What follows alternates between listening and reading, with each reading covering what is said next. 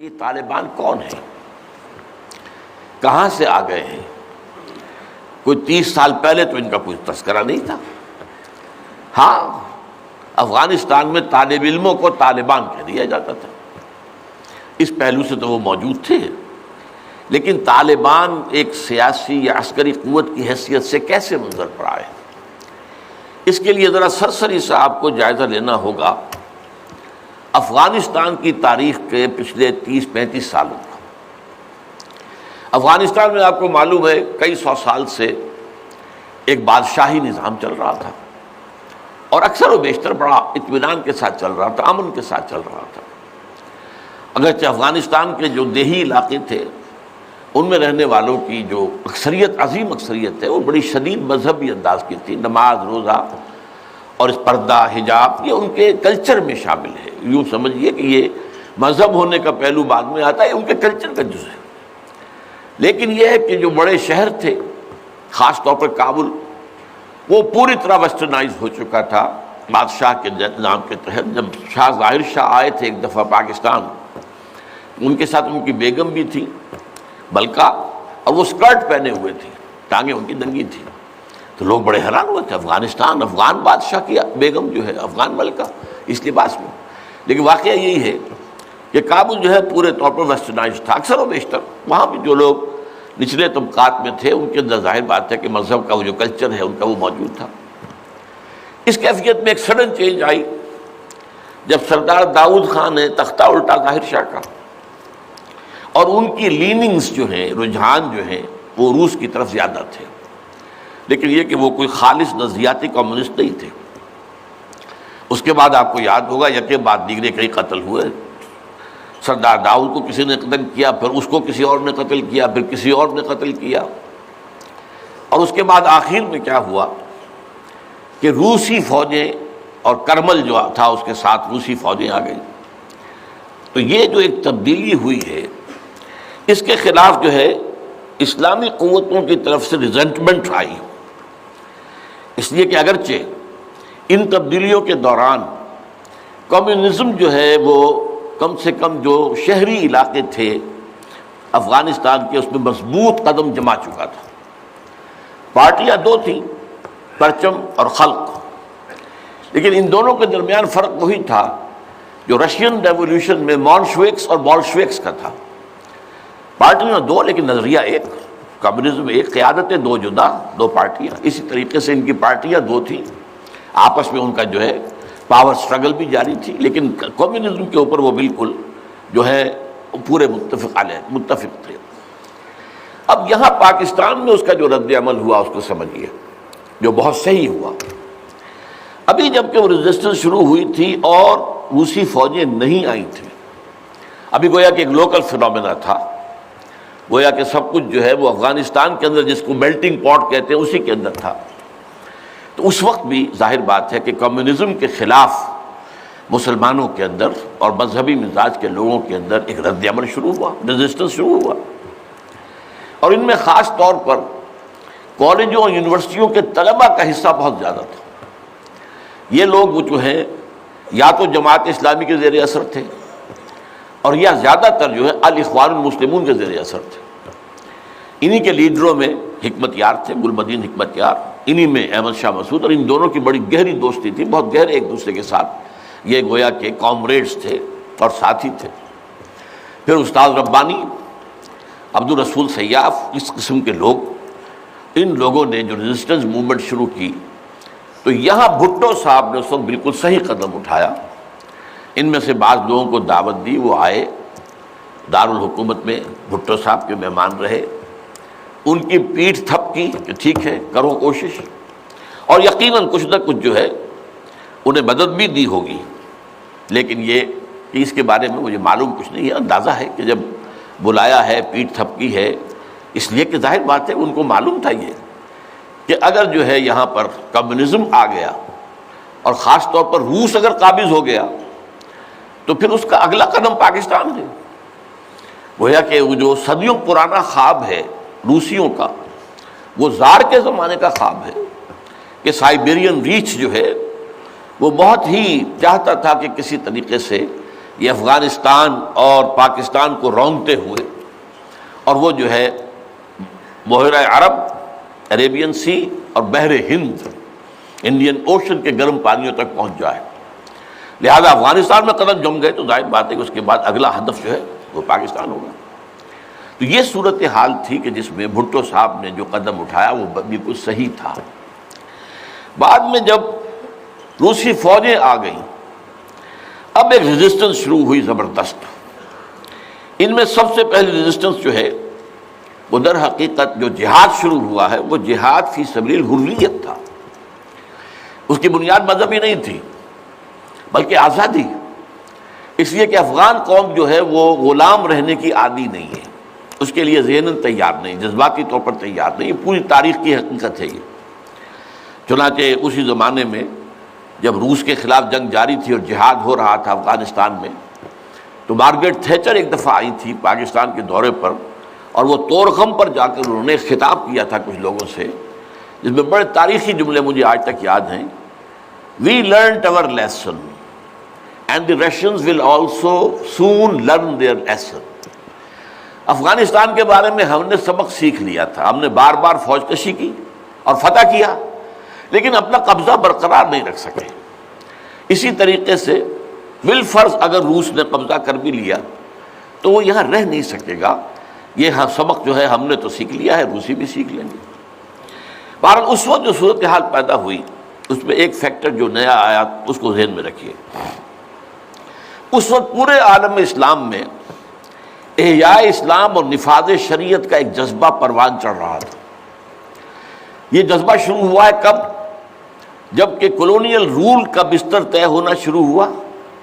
یہ یورپین جو پاورز تھی انہوں نے اپنا بستر رول کرنا شروع کیا، تو جیسے جیسے مسلمان ممالک آزاد ہوئے ان کو یاد آیا، جیسے آدمی کو نیند سے اٹھے تو یاد آیا کہ میں نے کوئی خواب دیکھا تھا، یاد آیا کہ ہمارا بھی تو ایک نظام ہوتا تھا نا، یا انگریزوں کے آنے سے پہلے، یا ولندیزیوں کے آنے سے پہلے، یا فرانسیسیوں کے آنے سے پہلے، یا اطالویوں کے آنے سے پہلے، یا اسپینیئرز کے آنے سے پہلے، یہ آخر ہمارا ایک نظام تھا، تو اب ہم اس نظام کو دوبارہ قائم کریں۔ یہ ایک جذبہ تھا، اگرچہ مبہم تھا، واضح نہیں تھا، اور یہ کہ آج کے دور میں اسلامی نظام کیا ہوگا، کیسے ہوگا، اس کے کوئی واضح تصورات نہیں تھے، لیکن جذبہ موجود تھا۔ اسی کو علامہ اقبال نے جو ہے ابلیس کی زبان سے کہلوایا ہے، وہ ابلیس کی مجلس شورا میں، کہ ہے اگر کوئی خطر مجھ کو تو اس امت سے ہے، نہ مجھے جمہوریت سے کوئی اندیشہ ہے، ہم نے خود شاہی کو پہنایا جمہوری لباس، یہ تو ہم نے خود ہی اس کو ایک لباس اڑا دیا ہے شاہی کو، اور اسے جمہوریت کا رنگ دے دیا ہے۔ وہ انڈیویجول ساورنٹی کی بجائے ایک پاپولر ساورنٹی، کلیکٹیو ساورنٹی، وہ شرک جو کا تو ہے، کفر جو کا تو ہے، اور نہ مجھے اشتراکیت سے کوئی اندیشہ ہے۔ کب ڈرا سکتے ہیں مجھ کو اشتراکی کوچہ گرد؟ ہاں ہے اگر کوئی خطر مجھ کو تو اس امت سے ہے جس کی خاکستر میں ہے اب تک شرار آرزو۔ یہ جو جذبہ تھا اور یہ جو تڑپ تھی، یہ اگرچہ پورے عالم اسلام میں تھی لیکن کہیں بھی اس کی کوئی کامیابی کی صورت نظر نہیں آ رہی تھی، جذبہ موجود تھا۔ اس وقت ایسا ہوا کہ جہاد افغانستان کو ایک تو اس جذبے نے سپورٹ کیا، اور یہ جذبہ کھنچ کر آیا کہ شاید ہاں افغانستان کے اندر اب یہ کام عملاً ہو جائے گا۔ اس لیے پوری دنیا سے لوگ آئے، والنٹیئرز آئے، انہوں نے جانیں دی، انہوں نے وہاں پر محنتیں کی، اپنے کوئی انڈونیشیا سے چلا آ رہا ہے، کوئی برما سے چلا آ رہا ہے، کوئی فلسطین سے چلا آ رہا ہے، کوئی فلپائن سے چلا آ رہا ہے، کوئی تھائی لینڈ سے چلا آ رہا ہے، کوئی سعودی عرب سے چلا آ رہا ہے، کوئی مصر سے چلا آ رہا ہے، کوئی لیبیا سے چلا آ رہا ہے، کوئی چچنیا سے چلا آ رہا ہے، یہ سارے لوگ آئے وہاں، اس لیے کہ جذبہ یہ کہا گیا کہ یہ جہاد فی سبیل اللہ ہے۔ میں واضح کر چکا ہوں کہ میرے نزدیک وہ جہاد فی سبیل اللہ نہیں تھا۔ جہاد فی سبیل اللہ کی جو شرائط ہیں وہ یہ ہے کہ پہلے دعوت اور اس میں اتمام حجت، پھر جو دعوت کو قبول کرے انہیں منظم کرنا، ڈسپلن آرگنائزیشن میں لانا، ایک امیر کے تابع ہو کر، اس سے بیعت کر کے، اور پھر یہ کہ ان کی تربیت، ان کا تزکیہ یہ ہو کہ دل میں سوائے اللہ کی رضا کے کوئی اور جذبہ باقی نہ رہ جائے۔ یہ مال و دولت دنیا یہ نہیں، کچھ نہیں، نہ حکومت نہ سیادت، صرف اللہ کی رضا، اور یہ کہ جذبہ اتنا ابھر آئے کہ تن من دھن حتیٰ کہ جان دینے کے لیے تیار ہو جائے۔ یہ ساری شرائط ہیں جہاد فی سبیل اللہ کی۔ ظاہر بات ہے کہ وہاں پر تو جو ایک دم حملہ ہو گیا اور روسی فوجی آ گئے تو نہ ان کاموں کا موقع تھا نہ اس کے لیے وقت تھا، وہ لوگ کھڑے ہو گئے۔ یہ جہاد فی سبیل الحریت تھا، آزادی کا جہاد، اور مسلمان جب آزادی کا جہاد کرتا ہے تو وہ بھی جہاد فی سبیل اللہ ہی کی ایک قسم ہے، جائز جہاد ہے، اس میں جان دینا بھی شہادت ہے۔ اگرچہ وہ جو ایک مثبت جہاد فی سبیل اللہ وہ تو ہمیں سیرت صحابہ اور سیرت النبی صلی اللہ علیہ وسلم میں اس کا پورا نقشہ ملتا ہے۔ بہرحال ایک تو یہ کہ وہ کشش ان کو کھینچ کر لائی، دوسری طرف امریکہ نے وہ یہ چاہتا تھا کہ اسے نظر آ گیا کہ روس سے ایک تو جو بڑا پرانا اکاؤنٹ ہے، یعنی یہ کہ جو ویتنام میں روسیوں کے ہاتھوں شکست کھائی تھی امریکہ نے اور بھاگا تھا وہاں سے، تو گویا کہ اس کا بدلہ لینے کا یہ سنہرا وقت آ گیا ہے، اس سے بھرپور فائدہ اٹھایا جائے، اور یہ کہ اگر ہو سکے تو شاید اس حد تک بھی ان کے خیال میں ہو کہ یو ایس ایس آر کو ختم کر دیا جائے۔ میرے خیال میں ایسا نہیں تھا، وہ یہ نہیں سمجھتے تھے کہ یو ایس ایس آر ختم ہو جائے گا، لیکن یہ کہ بہت کمزور ہو جائے گا اور یہ کہ اس کی بلیڈنگ ہو جائے گی۔ اس کے لیے اس نے اس جہاد کا غلغلہ دوسروں سے بڑھ کر، مسلمانوں سے بڑھ کر جو ہے دنیا میں بلند کیا، اور ان جہادی لیڈروں کا کردار بنایا پوری دنیا میں، ان کی شخصیت کی امیجز بنائی ہیں۔ احمد شاہ مسعود کو دی لائن آف پنشیر پوری دنیا کے اندر اس کے بارے میں جو ہے وہ دھاک بٹھائی گئی، تاکہ یہ لوگ زیادہ سے زیادہ لوگ آ جائیں، والنٹیئر مل جائیں۔ ہمارا آدمی تو کوئی نہیں مرے گا، ہم تو پیسے دیں گے اور ہتھیار دیں گے، مریں گے یہ مسلمان مریں گے، چاہے وہ افغان ہیں چاہے باہر سے آنے والے ہیں۔ تو وہ جو غلغلہ جہاد کا تھا، اور اس میں گویا کہ ایک طرح سے امریکہ کے اس ایجنڈے کو نہ جانتے ہوئے نہ سمجھتے ہوئے گویا کہ لا علمی میں جو تقویت پہنچائی وہ ایسے لیڈروں نے جن میں بن لادن بھی ہیں، وہ جہاد کے لیے لوگوں کو کھینچ کر علم مبارک سے لے کر آئے، ان میں عبداللہ ابن عزام بھی تھے شہید رحمۃ اللہ علیہ، انہی میں عمر عبد الرحمن ہے جس وقت امریکہ کی جیل میں پڑے ہوئے۔ یہ سب لوگ کیا تھے؟ جہاد کے نام پر دنیا سے لوگوں کو لے کر آ رہے تھے، اور اس میں گویا کہ نہ جانتے ہوئے ان نوئنگلی وہ امریکہ کے اعلی کار بن رہے تھے۔ بہرحال اس میں نتیجہ جو نکلا، مجاہدین جب مجاہدین کو فتح ہو گئی، ظاہر بات ہے اس میں دونوں فیکٹرز ان میں رکھیے، صرف مجاہدین کی سرفروشی اور جاں فشانی نہیں، امریکہ کے ہتھیار نے یقیناً اس میں ایک بڑا ڈیسائسو رول پلے کیا، خصوصاً تازہ ترین ہتھیار اسٹنگر میزائل جسے دنیا جانتی نہیں تھی وہ دے دیا، اور اصل میں جو روسی فوج جو ہے دل برداشتہ ہو کر بھاگی ہے اس میں اسٹنگر میزائل کا بہت بڑا دخل تھا، کیونکہ ان کا سب سے بڑا ہتھیار تھا جو وہ گن شپ ہیلی کاپٹرز لے کر آتے تھے، اور وہ ظاہر بات ہے جہاں پہاڑوں کے اوپر بھی مورچے لگائے ہوئے تھے وہاں ظاہر بات ہے ٹینک تو نہیں پہنچ سکتے تھے، کوئی اور بمباری وہاں کرنا مشکل تھی، تو یہ گن شپ بڑے جہازوں سے بہت نیچے آ کر بمباری بھی ممکن نہیں تھی،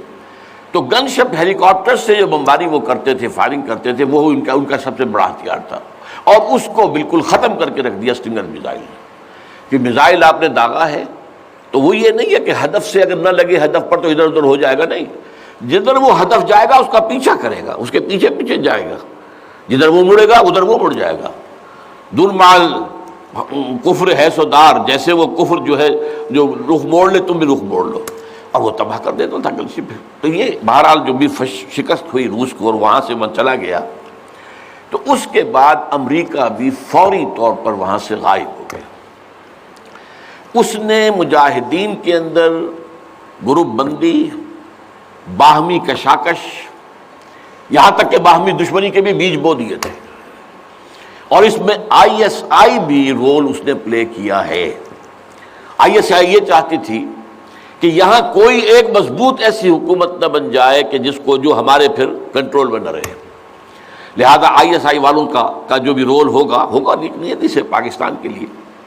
لیکن یہ مجھ سے ایک مجاہدین لیڈرز میں سے ایک صاحب نے خود کہا کہ ہمیں لڑوایا آئی ایس آئی نے، میں نہیں کہہ سکتا کتنی اس میں درستی ہے اور کتنی غلطی ہے،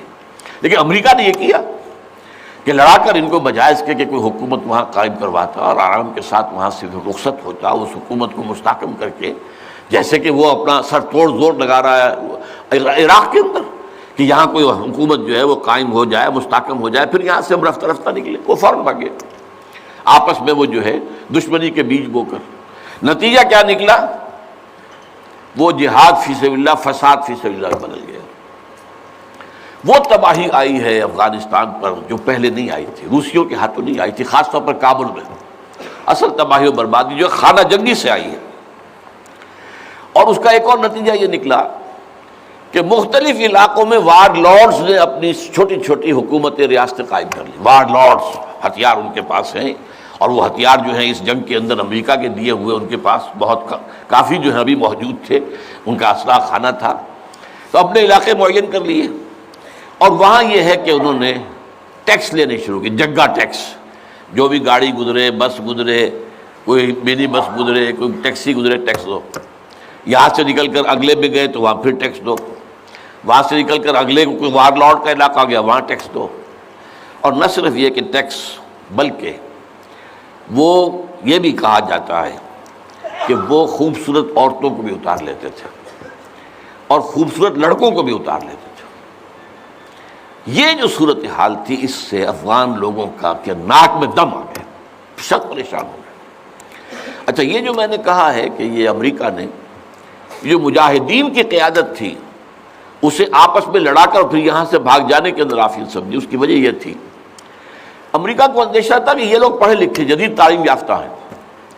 یہ انجینئرز ہیں، گلبدین حکمت یار، احمد شاہ مسعود، استاد ربانی بڑے عالم ہیں، فاضل ہیں،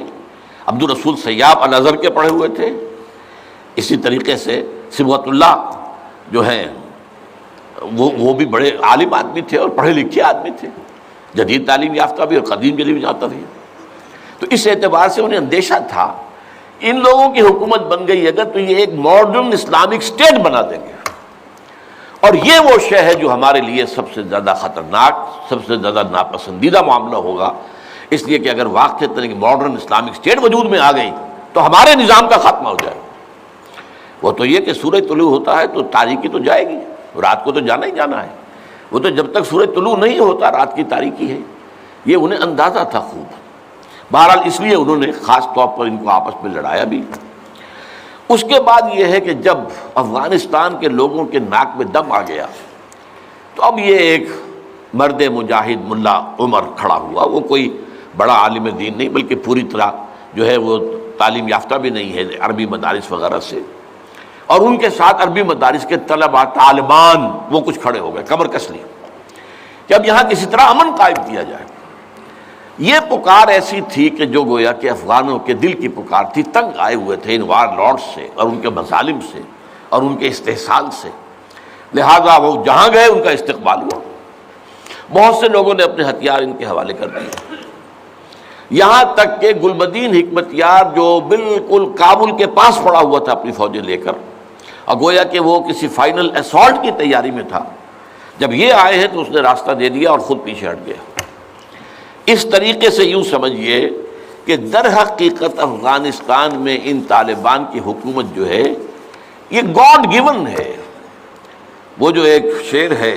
کہ خود بخود تیار ہے پکے ہوئے پھل کی طرح، دیکھیے گرتا ہے آخر کس کی جھولی میں فرنگ۔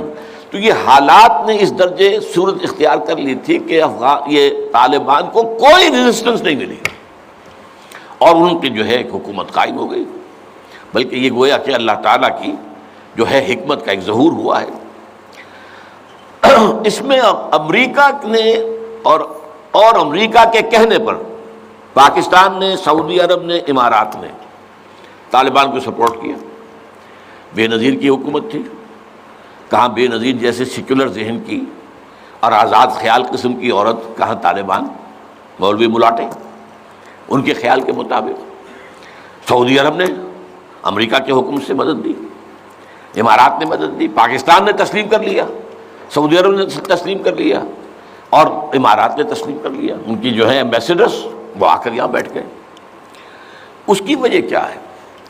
امریکہ سمجھتا تھا یہ ٹھیک نہیں، ملا ملاٹے ہیں، انہیں کوئی دنیا کا تو علم ہے نہیں، یہ جانتے ہی نہیں، لہذا ان سے کھیلنا آسان ہے، انہیں ہم اپنی انگلیوں پر نچائیں گے، ان کو کٹ پتلی بنا لیں گے۔ اس پہلو سے انہوں نے کہا کہ یہ اچھا ہے، یہ لوگ اگر آ جائیں تو ٹھیک ہے، وہ خطرہ نہیں ہے کہ یہاں کوئی ایک ایسا اسلامی نظام سامنے آ جائے جو جدید دنیا کے تمام تصورات و تقاضوں کو بھی پورا کرتا ہو اور کتاب و سنت کے تقاضوں کو بھی پورا کرتا ہو، اس کا کوئی اندیشہ نہیں ہے، لہذا انہیں مدد دی۔ لیکن ہوا کیا؟ دو کام ایسے ہوئے ہیں کہ ایک تو افغانستان کے 90% علاقے پر قبضہ جو ہوا تو امن، کلی امن، چوری ختم، ڈکیتی ختم، زنا بالجبر ختم، زنا ختم، تو اب آنکھیں کھل گئی امریکہ کی یہ کیا ہو رہا ہے؟ اور ملا عمر کے ایک حکم پر پاپی کی کاشت زیرو۔ اب یہ ہے کہ کفر کے ایوانوں میں پوری دنیا میں خطرے کی گھنٹیاں بجیں۔ یہ معاملہ کیا ہے؟ نارضت عشق کے خونی جگرے پیدا شد، حسن لرزید کے صاحب نظرے پیدا شد۔ یہ تو ہم جس سے ڈر رہے تھے، جس کا ہمیں خوف تھا، جس کا ہمیں اندیشہ تھا، وہ تو حقیقت سامنے آ رہی ہے۔ ابھی تو پورا نظام کی کوئی بات نہیں ہے، ابھی تو انہوں نے چند سزائیں نافذ کی ہیں، اس سے زیادہ تو ابھی ان کا کانسیپٹ بھی کوئی نظر نہیں آیا۔ ہم خود جب گئے ہیں وہاں پر، میں ایک وفد لے کر گیا ہوں، تو نہ ان کے ذہن میں کوئی سیاسی نظام کا کوئی واضح تصور تھا، نہ میں نے ان سے پوچھا آپ کی کوئی پارلیمنٹ، مجلس شورا، مجلس ملی کہ نہیں کوئی نہیں ہے، نہ کوئی معاشی نظام کا ان کے سامنے نقشہ تھا۔ میں نے پوچھا کہ آپ کے یہاں بینک ہیں کہ نہیں ہے، میں نے کہا آپ اپنا پیسہ کہاں رکھتے ہیں؟ ہمارے پاس پیسہ ہے ہی نہیں۔ مطلب یہ کہ یہ کوئی نظام کی بات تھی نہیں، لیکن یہ کہ چوری کا ہاتھ کاٹنا، زنا کی سزا دینا، رجم کرنا، قتل کے بدلے قتل علی الاعلان میدان کے اندر، اور سر جو ہے قلم کرنا یا سینے کے اندر۔ ایک صاحب نے جو کہ آئی وٹنس تھے، انہوں نے دیکھا تھا کہ ایک شخص نے ایک دوسرے شخص کو قتل کیا سینے میں خنجر بھونک کر۔ اب اس کو پکڑ کر رسیوں سے باندھ کر لا کے ڈال دیا گیا اسٹیڈیم کے اندر، کھلا اور ہتھ لگے ہوئے لوگوں کے دیکھ رہے ہیں، اور اس کی بیوی سے، مقتول کی بیوی کے ہاتھ میں خنجر دے کر کہا گیا بھونکو اس کے سر، اس کے سینے کے اندر، اور اس نے کیا۔ اب یہ جو مناظر ہیں، ان کو دیکھنے کے بعد کیا کہیں کوئی جرم رہ جائے گا؟ جیسے کہ اس سے پہلے بھی تھا معاملہ دنیا کے سامنے کہ سعودی عرب جو ہے وہ کرائم فری ایک معاشرہ بن گیا تھا جب سے وہاں پر اسلامی جو حدود اور تعزیرات نافذ ہوئی۔ یہ معاملہ انہوں نے دیکھ لیا کہ یہ تو ہو گیا، تو اس اعتبار سے ان کو جو ہے اب بڑی شدید خطرے کی بات ہوئی۔ البتہ یہ ضرور نوٹ کر لیجئے